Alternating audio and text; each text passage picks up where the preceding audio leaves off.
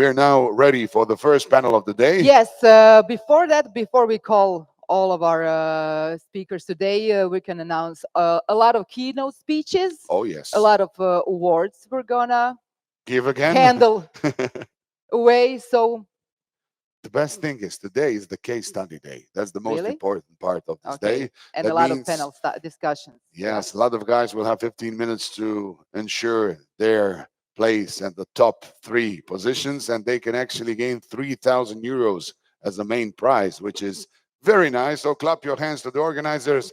3,000 euros for the case study winner. Thank you.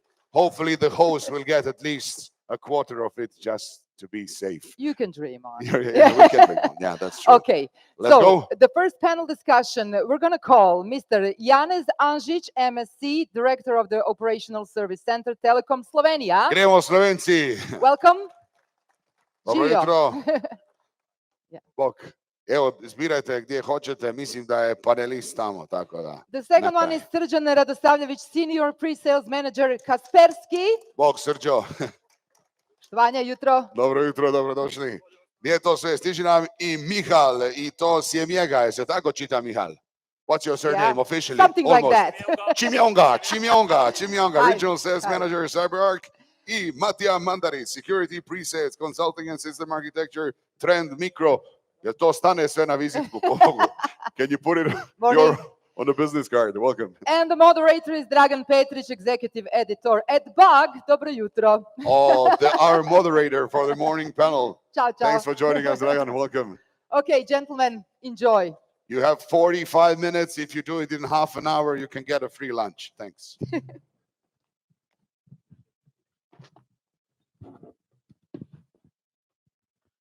Good morning, everyone. It's an honor to be here at the best, I would say, and most influential security event here in Adriatics region. And good morning to all of my today's co-panelists. Are you feeling comfortable? Everything okay?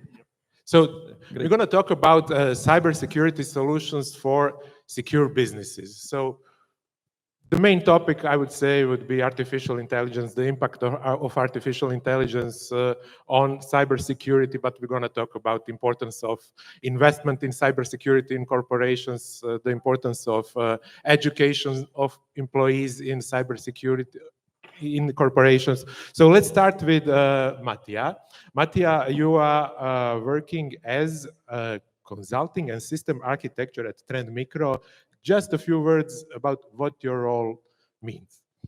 It's actually just a description I put under LinkedIn, but the role is actually senior pre-sales engineer. So, and being the only engineer, okay, not the only one anymore, but I have a colleague in Belgrade now, but covering 9 countries, you can expect as the only technical guy in the region.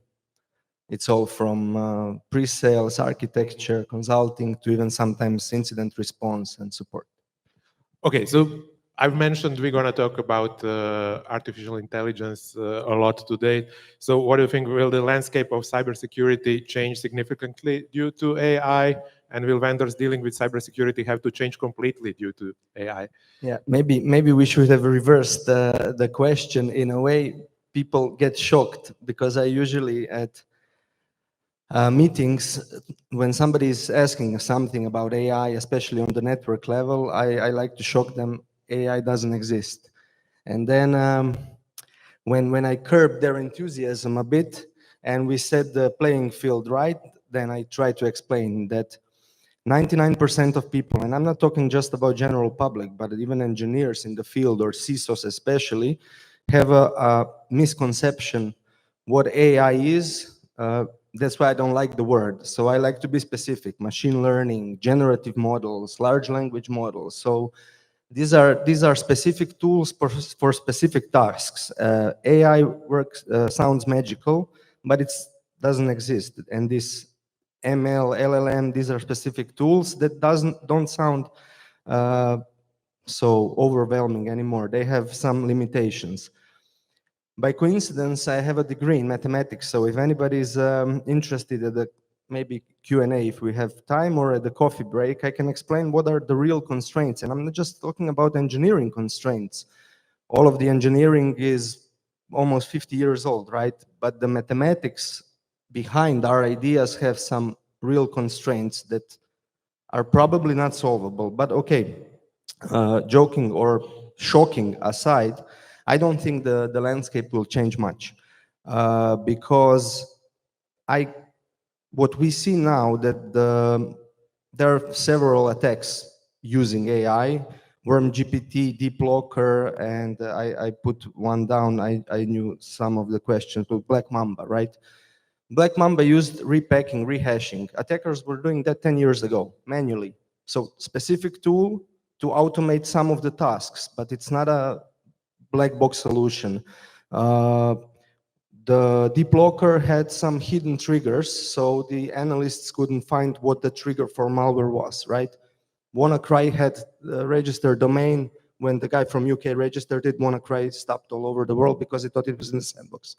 So these are specific tools for specific tasks. They help people, but it's not magic. And from the defensive side, yeah, of course, vendors will have to claim or have AI, although these are machine learning tools, because this fear, uncertainty, and doubt, and people like it. You know, when you have AI in the name, your stocks go up 12%. So that's why AI will change the landscape, but only in marketing way, I guess. Cool, thank you. Janez, your role is Director of Operational Services Center in Telekom Slovenia. Can you just in a few words explain what do you do in terms of cybersecurity in telecom? And then I will have my question about AI. Well, thank you for your question. We do a lot of things, especially educate the employees, train the employees, gather the whole information, have the CTI, have the kind of onion approach to the cybersecurity out of it, have white hackers or ethical hackers out of it.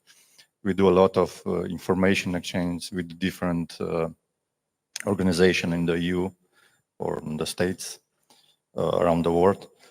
So the landscape of work to the cybersecurity is very huge, and demands a lot of different approaches. And as mentioned, our colleagues, AI can just demystify or help us the old techniques which are used to the cyber attacks, but it's more automated with certain LLI languages on out of it. So we're using this part of artificial intelligence just to help us to be more quicker or more accurate out of it.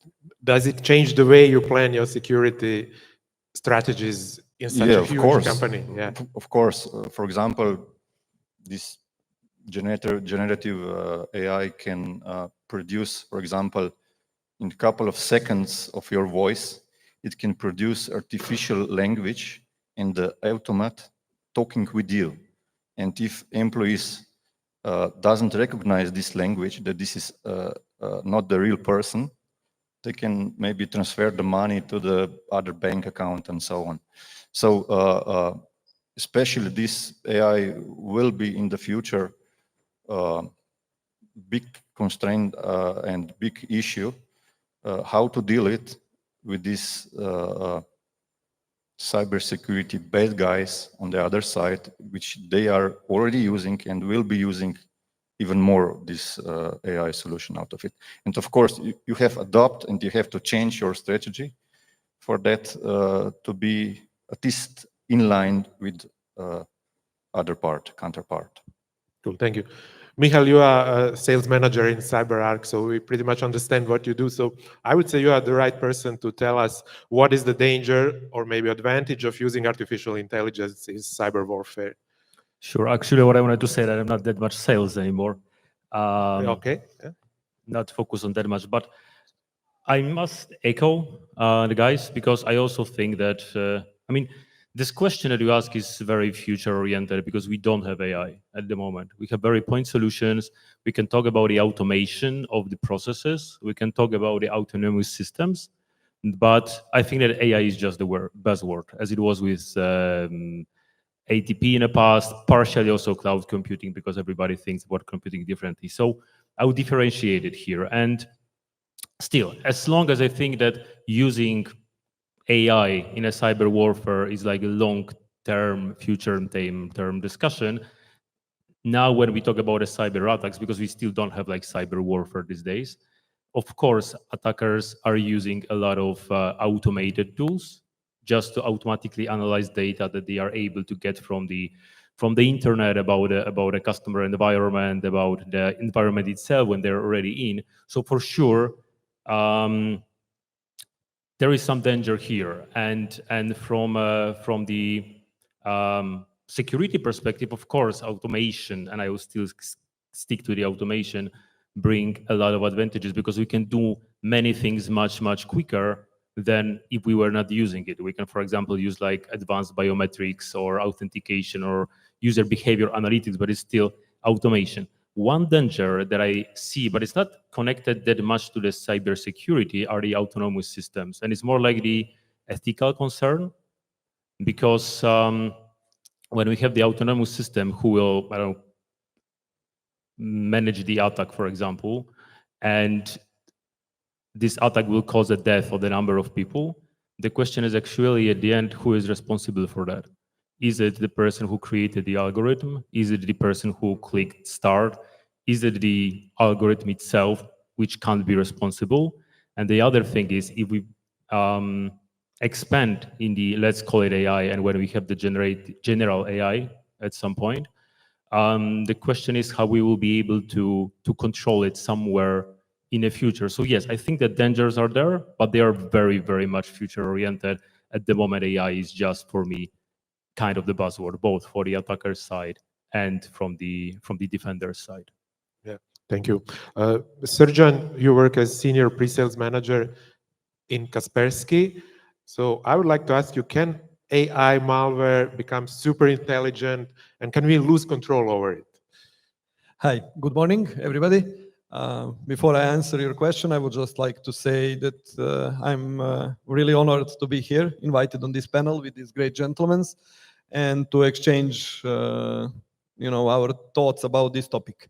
To answer your question, basically, I would agree with my colleague from Trend Micro that artificial intelligence as such is mainly about, the buzzword, like we had a cloud, and all of these buzzwords in IT before. In terms of machine learning, that's something that we can discuss. And basically, I would expect that majority of cybersecurity vendors are already familiar with this. Basically, within Kaspersky, we are dealing and actually using machine learning for almost 18 years right now, mainly to find like similarities between the attacks and the hashes and so on and so forth. But to answer directly to your question about the attacks, there is some danger for sure. How that will develop in the future, this is something that we will still have to follow. If you ask me, do we expect to see more complex attacks that will rely on AI or machine learning? This is something that we can just speculate. I cannot say that, yes, we already seen it or we already analyzed such attack. But can we lose control over it? Okay, we have first to define the control, So do we have the control over the IT as such, or do we have the control upon cyber or information security, Because main challenge when it comes to the risks in IT is about constantly changing environment, constantly changing infrastructure. I don't see development of machine learning or artificial intelligence as a big impact to cyber security or information security, at the moment at least. Yeah, thank you. Michal, you were talking about establishing responsibility when something goes wrong. So in that terms, what is the necessity to train employees on cyber security, and what is the responsibility of companies in employee education as the first line of defense against cyber attacks? So I mean, the short answer is like old answer. Of course, there is a big responsibility to train employees because employees are the first line in attack. I think that it's more important even these days when we moved and are moving a lot of resources to the cloud, when we are moving employees to work from home or work from anywhere. because actually what we did, we lost this perimeter that we used to have in the past, because in the past, when everything was happening in the office, in the building, we have this on-site data center, we are able just to put a firewall, IPS, and so on around, and we could say that we were secure. Now we lost the perimeter. So this new perimeter are identities. Of course, we have this human and non-human identities, and usually more non-human, but getting back to your question, since this new frontier, this new, let's call it firewall, are employees, now is even more important to train them. But of course, let's say, it doesn't matter how many trainings we'll do, at the end, employees can just don't listen to them, just click next, next, next, or just don't care about them. So it's also very important, in my opinion, think about what human errors can happen, and don't rely only on trainings. And second thing, because what I see is that many organizations think of the employee trainings more like the checkbox. So it's checked, it's for the insurance requirements or some audit requirements. They can show, yes, we did the training, but at the end, employees are not really trained. So my point is here that maybe before the training employees, we should get them on board and have them understanding that security is the shared responsibility, and that's the starting point. Cool. Janez, employee training is obviously a must in large companies such as telco. Do you consider it to be an expense or investment? Well, it depends on the accounting standardization, but I see it as investment. Why? For example, we are investing a lot of money into equipment to be more efficient, to be quicker, to be cheaper, and so on. And this is normally the investment. But when you invest in the knowledge of the employees, what do you get out of those skills which they can get out of the training? More efficient, more effective, more productive. But normally they're all thinking about it that this is the cost. So in our companies, cost, but with higher skilled employees, you can get more innovative ideas. You can be more prepared on the attacks, or to be more preventive on the possible, let's say, social engineering point of attacks. And you can be more competitive on the market, and on the short and middle term, it should be, from my point of view, investment. Matija, how much do companies invest in employee training, or should I rephrase it, do they invest enough, and will these costs increase over time? Yeah, they mostly don't, especially if they don't get burned. And of course they should. But Michal also had some valid points about it's not a silver bullet. So you can train them all you want. It only takes one employee to click the wrong link and it's game over. So we can agree there are no silver bullets. Of course you have to train them. And there's even no excuse now for not training them, because you have a Gartner quadrant for, it's called computer security awareness, computer-based training. So basically the trainings are now cheaper. They have smaller time slots, so it's not a time constraint anymore, so you can budget it and you can plan it. So there are no excuses. But yeah, to sum up, it's not a silver bullet, and basically security is doing a lot of basic things right. Training is one of them, but 99% of the attacks in the last few years could have been solved with only 5 things. Multi-factor, least privilege for employees, modern AV, updates, and encryption. Training also plays a role here, but security is not mystified, so nothing will solve it, right? They should. Now it's even cheaper, but yeah. Cool. Srđan, what is the real cost that occurs after a company faces a ransomware or hacker attack? The real cost. Yeah, it's difficult basically to quantify, the cost of one attack. And just to elaborate a bit, it's basically about how complex the attack is, what is actually the target of this attack, and actually what the attackers are aiming for. So occasionally it can be like not so severe, it could be that the damage caused by successful attack, because not every niche attack is successful.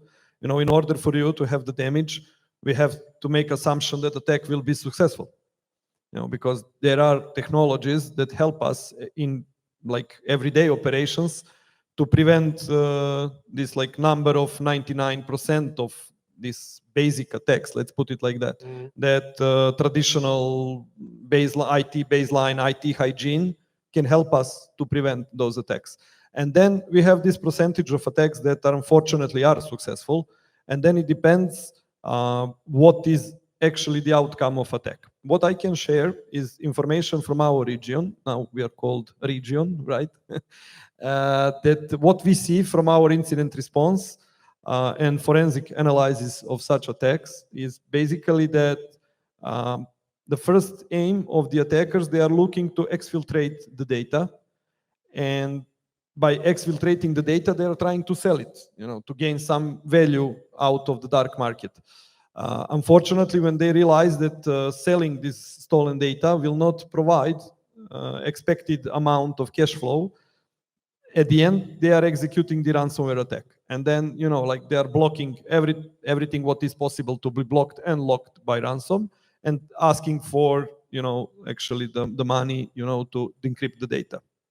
So this is what we see from our region. So, yeah. Janez wanted to reply.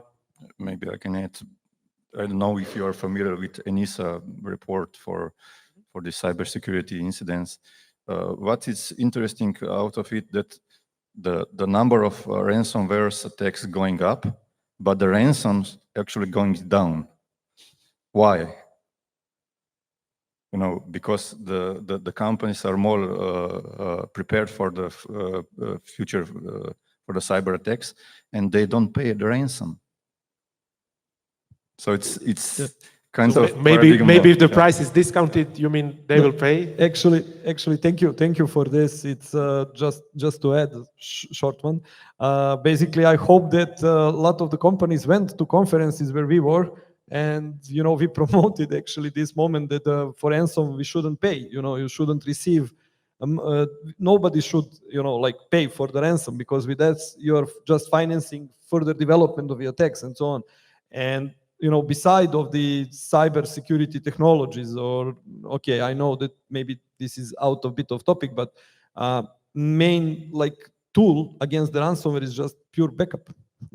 Yeah, Michal, what does the cost of the ransomware battle include in terms of reputation, finances, slowing down business, employees, pushing some new responsibilities? What does it cost? So I think that the ransomware is another buzzword or trendy word, because let's say what we focused here is mainly like ransomware, this first type, let's call it, that was focused on encrypting data or deleting data. But the truth is that now there are many more ransomware attacks. Let's say ransomware is like the big bucket. They are getting cheaper because we have a lot of automated tools out there that you just put the target and it's doing AI, doing everything for you. I don't agree regarding that, not that we should not be paying. It depends on a case. Of course, in general, yes, but. And to answer your questions, I mean, different attacks, when you focus with different outcomes. One is for sure, we can lose the data. As we all said, the data can be deleted, can be encrypted. So of course, to protect, we can have the backup. Better to prevent ransomware at all.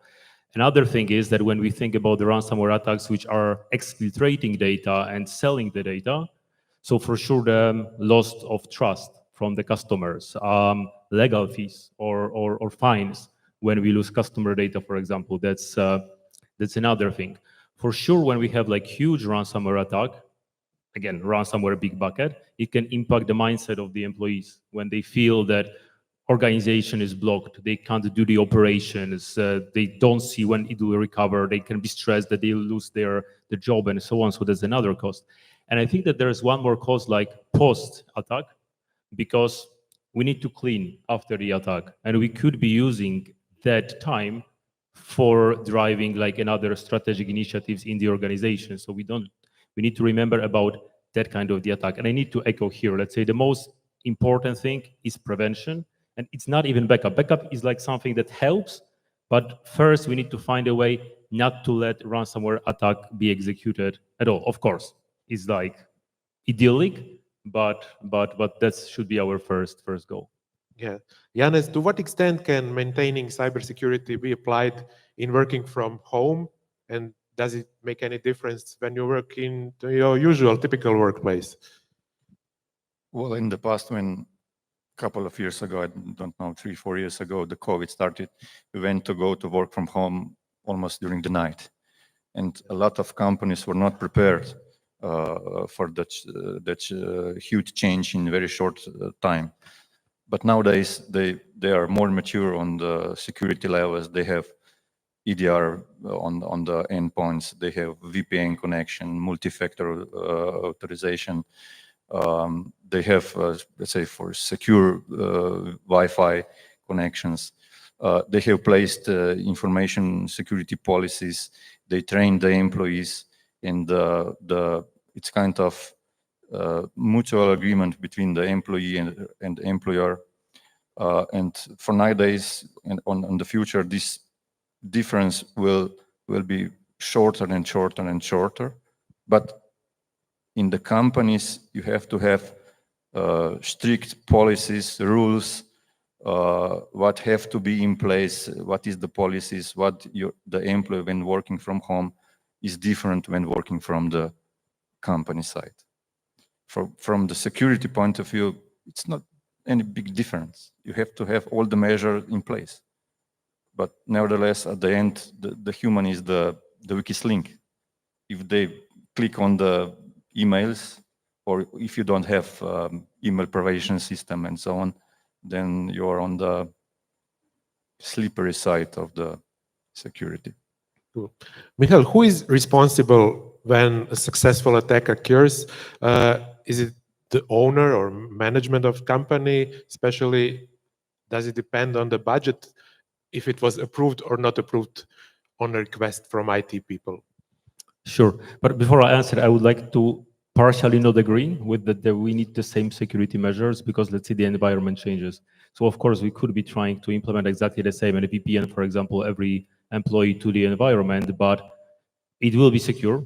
That's true, but we are losing the advantages of working from anywhere in that case. So I think that the security measures in this new digital transformated world should be a big different. And answering your questions, I think it's like shared responsibility again, because of course, if the attack was successful because there was no security measure that a security director proposed to the management, then we can say that, okay, management is responsible because he knew that it will go through this specific vulnerability and somebody didn't give him the money. But on the other hand, he could go for the money, he could get the money, but he protected the wrong part of the organization. And there is no wrong and right, but other part, then the attack occurred. So here is more the responsibility of the CISO, security director, manager, and so on. On the other hand, I think that also there is a responsibility in hands of all the employees, again, getting back to the trainings and to the mindset, because in my opinion, if the organization understands, every employee, how important it is to act securely, to follow the policies that you mentioned, to change the passwords, to not to click the links and so on, there won't be that many attacks at the end. But we can't say, of course, at some point there's nobody responsible. Yeah. So Matija, is the future of responsibility of anyone who gets to be blamed in the fact that if there is an attack that is successful, they will be legally responsible, even get some jail time? Yeah, that's actually one of the major differences between Network and Systems Directive, or NIS, and NIS2, the personal responsibility. The thing is that legislators from EU saw how GDPR was effective with this personal responsibility clause, so they tried to replicate it. It will be effective, at least for several years, and we'll see how it will get prosecuted or not. But yeah, we can say it's not fair, maybe, especially for us, right, the security guys, but it is what it is. It's going to become a law, and we cannot get away with it. Are there countries that introduce cybersecurity education even during school? Yeah, that's a good question. It's becoming more and more often, and I think even ENISA is promoting, but I worked more than 10 years ago in Croatian National CERT. We went around schools, so we had this program for kids, some kind of awarenesses. ENISA also now codifies it, even countries in the region put it in their cybersecurity strategies. The thing is, in a way, we're still not there yet because there's not enough teachers. It's only wishful thinking for now. It's codified in the strategy. It's not implemented. Even on an ENISA site, you can see next steps to be determined. So it's still in the hands of enthusiasts, even some vendors that have programs like that, or mostly in Europe national certs. Janez, what role does geopolitical location and the importance of certain regions play in the need to create and hire cybersecurity experts or white hackers? Do you use white hat hackers in telecom? Of course, we are using.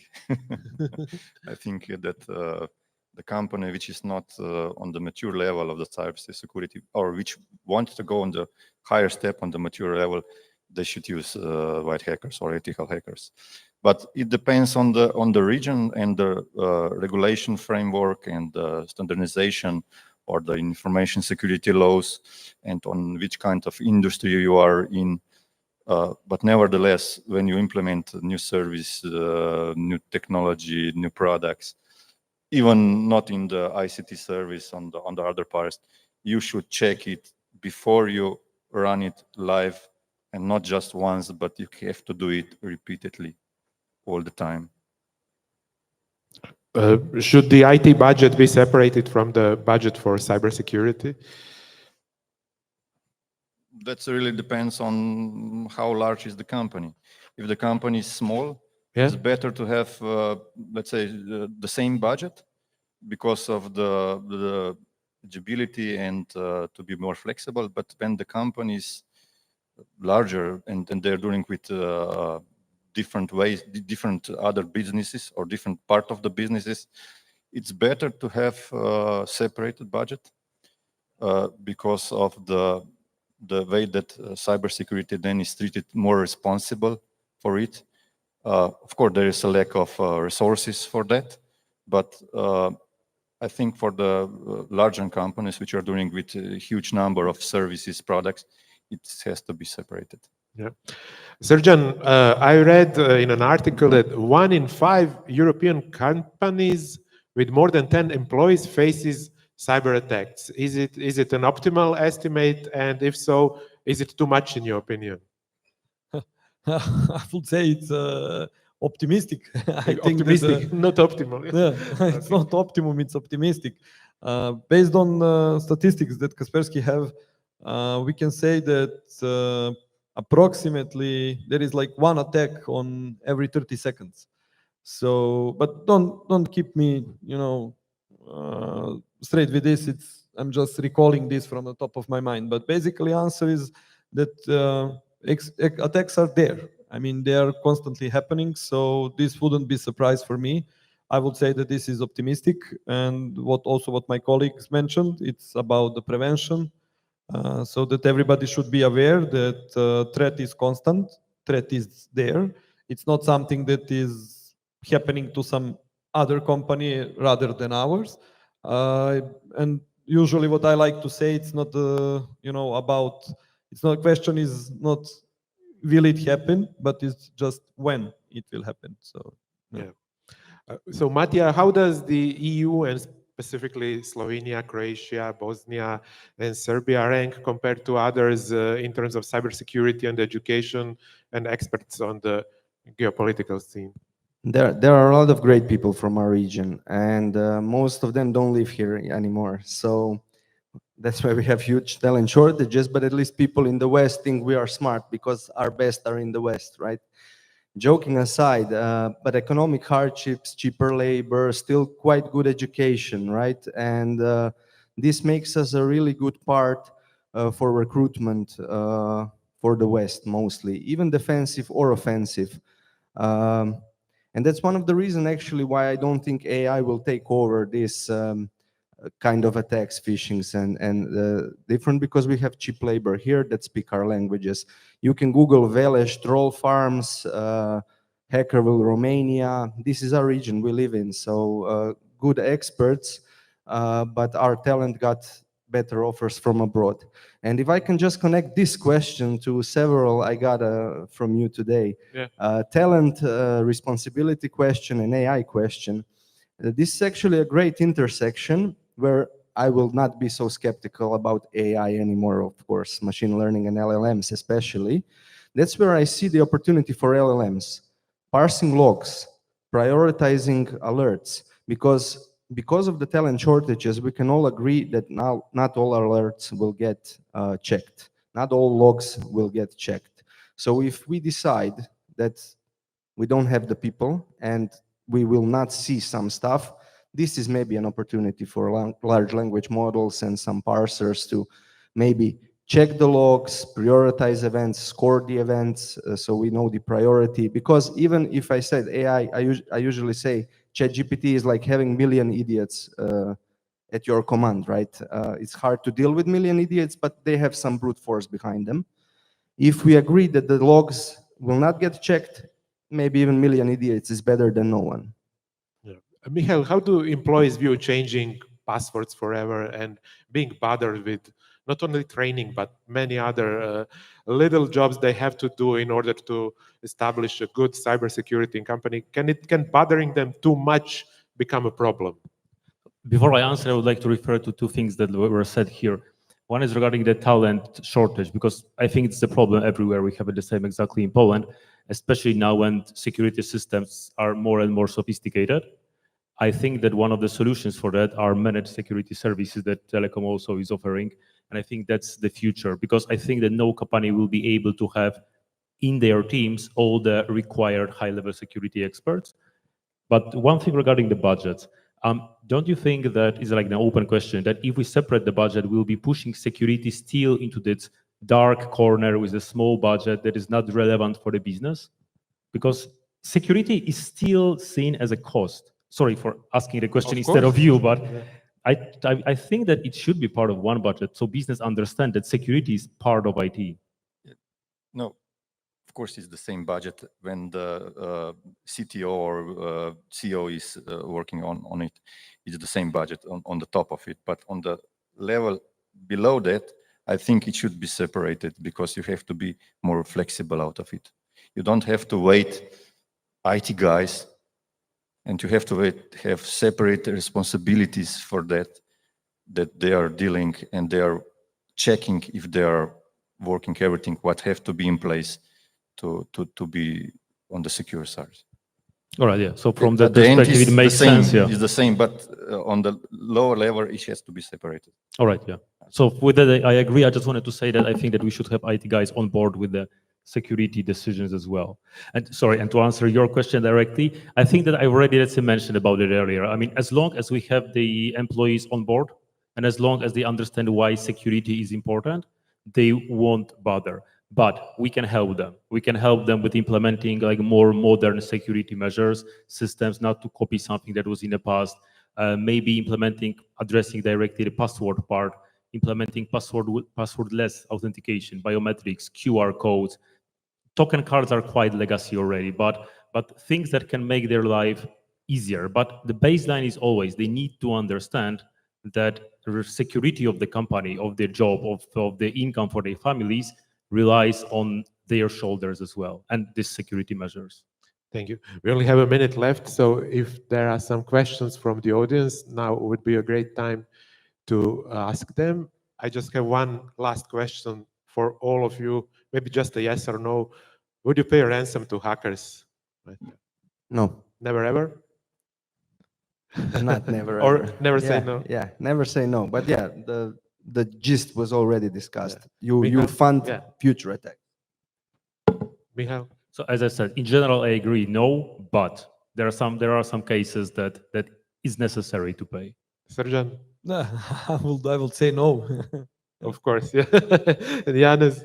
No, but I agree with Michael. Cool. Do we have any question from the audience? No? Oh, okay, we do. We have one. Maybe a mic for the lady. Do we have a mic? Yeah. Mike is coming. Yeah. Down there. Oduvijek sam htio biti hostesa. Hi guys, it's a simple question. My name is Veselina, I'm from SOA Cyber. My question is directed to Michal. Could you share with us the rough number of the exploited vulnerabilities for the past 3 months in the region?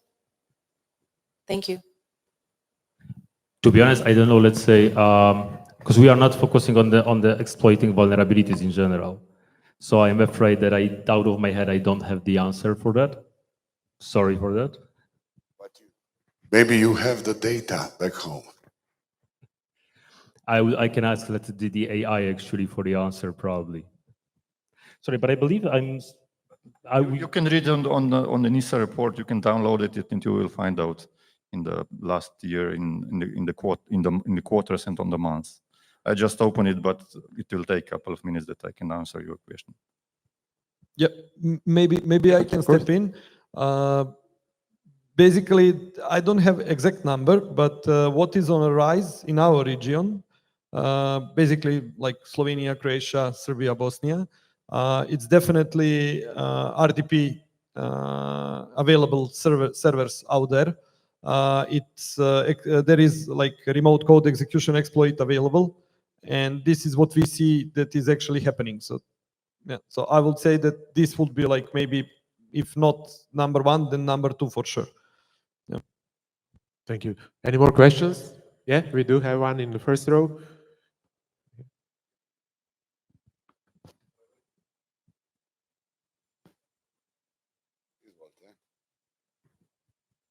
Hello. My question is, still the main attack vector is email, right? Mostly for the phishing. And a lot of companies use this cloud like 365 or Google, whatever. This question of responsibility, like in these types of attacks, I mean, do you have like some quick opinions about this, like this? So you're using their email, a lot of companies just forget about it, like they will take care of the spam, right? But something gets through, like, but what's your opinions about this? Yeah, of course. They usually sell their premium packages, right? So the default is not really covered, and some even claim they're having sandbox, and it's not really a sandbox. We can discuss Office 365.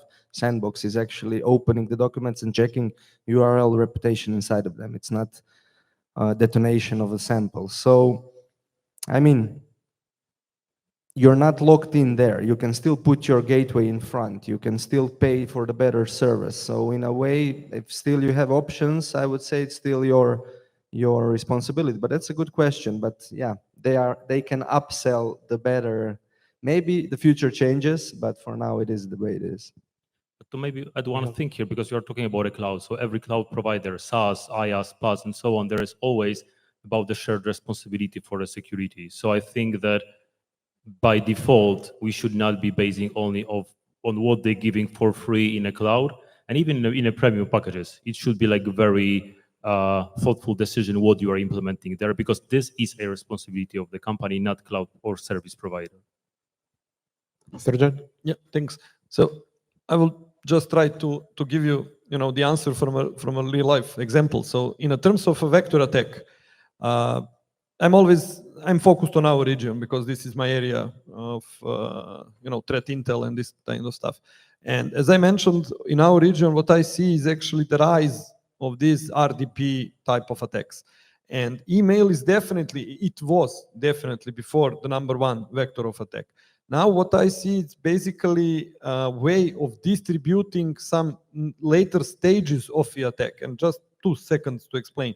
So what we saw is actually that the attacker mainly got the foothold within the client, customer, got some inside informations, stopped the attack, like, put it on the pause, and then started to distribute something that we call business email compromise. I'm sure that this term is familiar with you guys, but just to explain in a couple of words, it's really, really good written email that is acting like he's coming from your colleague and that is not coming outside of your organization.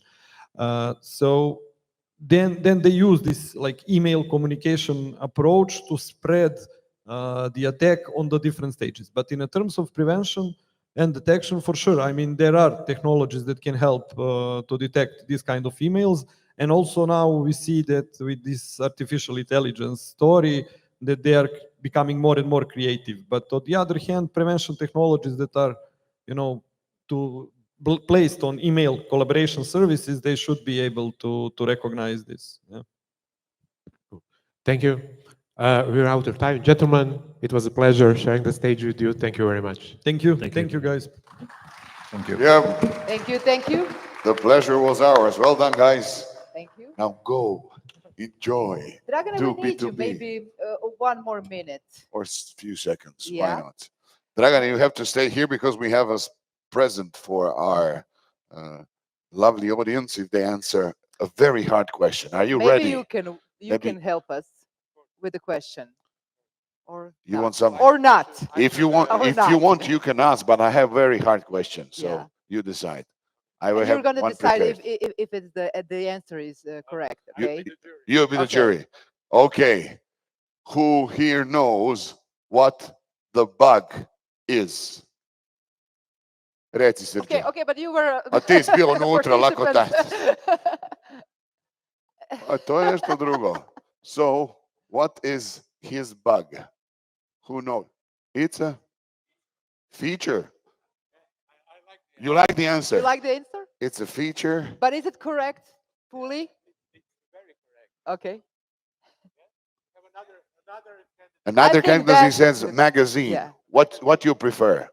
Feature or magazine? Feature. You prefer Feature. feature. But That's it's the correct answer. well. It's But a it much started more as a than magazine. magazine. Bug, feature. And the special prize goes to that lovely gentleman. Yeah. Come here, we have to evidence you. Thank you, Dragan. Dragan Petric, bug, the bug.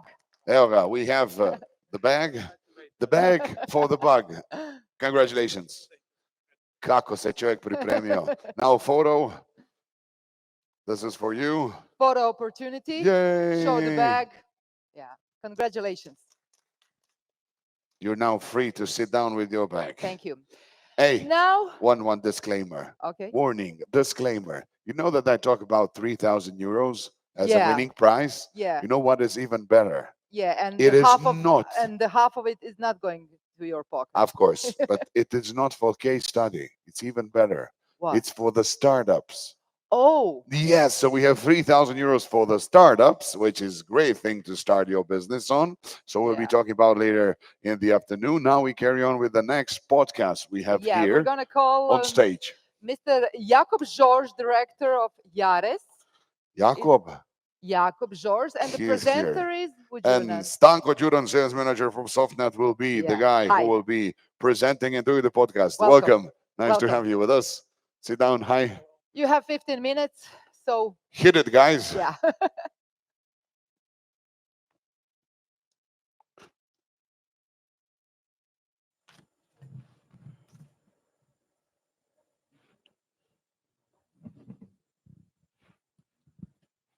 Hello, ladies and gentlemen, on the podcast of Adria Security Summer Summit 2023. I am Jakob George, editor-in-chief of Slovenian cyber security magazine Kibernitije. And today we will listen to Mr. Stanko Đuran, regional sales manager of SoftNet company, about highly available connectivity. Hello, everybody. It would be hard to find a better panelist, given that SoftNet is the leading provider of highly reliable internet connections in Slovenia with 80% market share. And Mr. Đuran has several decades of experience in offering of IT and communication services. Mr. Đuran, meanwhile, we know each other for a long time. The whole story of IT, OT, digitalization, artificial intelligence, communications have been somehow lost. Just like we are aware of our thoughts, our feelings, and don't even think about signals propagating through our nerves or nerve fibers. Yet when any of them are interrupted, part of us no longer serves an action. It can progress to loss of sensation, to the loss of motor function, or even to paralysis or pain. Stanko, what does uninterrupted connectivity mean for today's business? Thank you for short introduction. Yes, people are not aware what internet today means. You can have everybody say we have internet connections, we are working 24/7, our factory work around the world. But when we ask a basic question what internet means to them, or how long they can be without internet, usually people say, oh, we can live 1 day, 2 days without no problem. Until some accident happens. And then when we start questioning the management board, okay, you say you can survive 24 hours without internet. This is not true. Perhaps 2 minutes, 3 minutes, and your people will already notice the system is down, your factory is not working because all the systems are connected over the internet. And then we have the basic question, okay, do you understand what internet is? Do you know the difference between direct internet access or if we have just normal broadband internet access? And people are just not aware. They just see the cost of the money. Oh, I have some very basic internet line. It costs me 20, 40 euros per month. This is enough for us. Yes, this is true until some processes or buyers or suppliers demand something much more from your company, then you come into big problems. Then management doesn't understand, okay, if you need direct internet access, this will cost you 300, 500, even 1,000 euros in Asia for normal internet connectivity. Then the company awares, okay, why should I pay this? And the best case is to explain them in some business cases when this already happened. For example, I had last week, I went to a meeting and on the driveway to there, 10 large trucks were already making a traffic jam. I needed 20 minutes to come to them and I asked them, do you have any problems? Yes. Our customs to apply to trucks to deliver goods to other countries, the server is down, we cannot access it, and everybody panicked. And okay, do you have internet? Yes. The networking is working, routing is working? Yes. Where do you have this server? He said, oh, we have it in one cloud provider. He guarantees us everything is okay, but it doesn't work. How long? It doesn't work. He said 2 hours. The trucks are staying. And the next question was, okay, do you have a backup plan? What will you do? And he answered, no. We can send the trucks outside 100 kilometers away that other company will do these customs procedures, but this will cost a lot of money. Okay, let's call this technician in cloud service provider. What is wrong? We solved the problem very fast because we gave them access to this server. And then the next day, we started asking question, okay, how could this happen? At the end, it was a basic human error. The IT guy who upgraded virtualization on this cloud service provider mistyped the IP address. And that was it. Nothing worked. And the solution was simple. Okay, it's not just to migrate server to a softnet cloud provider. It's to write the procedure. What will you do if this server is down? This was just one basic element. Just one procedure was done. The other case is we had a couple of years ago. We talked with this client over 1 year. They have a primary line from telecom, optical line, 1 gigabit internet line. Everything was okay. We gave them our own solution. Okay, we can provide you with secondary internet line. We can provide you with BGP. We can arrange your autonomous space number. But no, we don't need that. Everything is working for the past 15 years. No problems until now. Until it was Wednesday, 3 o'clock afternoon. The managing director called me. Look, Stanko, can you come tomorrow to our factory?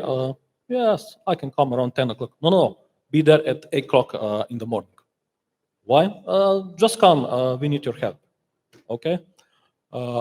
Immediately I called their IT manager, what is going on? And he said, our factory is on hold the whole day. We deliver goods just on time. 50 trucks were standing there. They could not proceed because they could not start anything. No papers, no which goods goes on each lorry, and they had problems. Okay, I said, I will help you. We will establish the internet connection over the night because the factory is in remote location. The optical lines were cut in 3 places, and not even the telecom with the whole team could not solve the problem over the night. We established the internet line in 6 hours. The factory could start again, and the next morning it was not the problem to sign the contract, except the cost which this company experienced, which was €500,000 for those 1 day of outage. And if we calculate the cost for 1 day for 1 year of this internet access, it's €10,000 per year. So this is the problem which, especially in this region, some companies don't understand. And then is the next question, what is the motivation? How to come to these problems? How to discuss with the management board? How to help IT managers to solve these problems? And it's not the right way to scare them. Okay, some days it will happen. Actually, the industry, the buyers, especially from Germany, Spain, France, England, in Asia, they are pushing those factories. Okay, you need redundancy. You need to be written all these procedures to establish high availability on your system. And high availability doesn't just mean buy another equipment, have 2 routers, have additional switches, have virtualization, have something in the cloud. No, it just means basic, simple steps. 2 internet providers, arrange autonomous space number, have redundancy, have disaster recovery center on different location. And for example, in Germany, there is organization VDI, Verein Deutscher Ingenieure, and this establishment is old, 150 years. And they write the procedures for the industry, what should happen in each status of factory. And a lot of Slovenian companies already realize this. The buyers comes here, they do internal check if they are valid to be their supplier. And this is the major issue, how to establish some redundancy in the internet. What are the specific challenges of the companies you help with SoftNet? It's very different, depends from the company. If this is a production company, we help them from the beginning. SoftNet is old, over 26 years. We started business in Slovenia, and then we expanded in Croatia, Serbia, Bosnia, Macedonia, Romania, Bulgaria. But then the factories about 15 years ago started to moving factories in Asia, especially China, and then became a big problem how to connect Chinese factory, which is in China, in some Guangdong province, to the Europe, and ERP system is working and running in Europe. We established this, and it is not the problem, the speed of the connection. The problem is latency. If you see the Asia is on the other part of the world, if you go over the optical lines across the oceans, the latency will be about 500 to 600 milliseconds. We took the shortest path from Germany, from Frankfurt over Russia to China, and this latency is around 170 to 180 milliseconds. This means that if you have Windows infrastructure, Windows Server, Exchange Server, SQL Server, Oracle databases, SAP, Infor, everything will work from Europe directly over this MPLS line. And we specialize for these lines for the past 15 years. And then the business started to expand, not just in China, but also in Vietnam, in Philippines, and this year we opened office also in Indonesia. Okay. Digitalization has accelerated the use of cloud computing, but what problems are your customers facing here? Yeah, cloud computing sounds very okay because everybody is thinking they will push something in the cloud and no worries, everything will work from itself. It's not true. Because at the beginning, if you have a Microsoft Cloud, I don't know, Office 365, or some servers in the Microsoft Cloud, it's just a basic price needs you, okay, you have servers there, but you have a best effort service for internet connections. If you need something more, you will pay more money. That means you need to have dedicated line from your premises directly to this cloud. And this costs from 1,000, 2,000, 5,000 euros per month. And a lot of clients are not aware because they think, no, Microsoft will arrange everything for us until first problem occurs. Then they realize we need some direct line to this cloud. The same happens with SAP. If you have SAP or Infor in the cloud, yes, you will need a direct line with your own dedicated bandwidth to establish your link. And this is what SoftNet is specialized for. You are very active in the region. You mentioned also in China, but you are present on 5 continents. Yes. What does this global support mean for your customers? Our customers rely on us for 24/7 services around the globe. We have companies which we provide services in Slovenia, in Serbia, Mexico, in China, in Philippines, and this is just one Slovenian company. We do a lot of business for international clients which have factories all around the world. And why they choose us? Because we have very good technical knowledge and we provide them the right solution for their problem. Because each customer is on different level of IT resources, and then you need to find the right combination which will work for them. Okay, Mr. Guran, thank you very much for being to share your experience with us. I wish whole SoftNet team every success in the worldwide telecommunications podium. Thank you also, dear audience, for your attention, and I invite you to follow the exciting action of the second part of Adria Security Summit. Thank you. Thank you.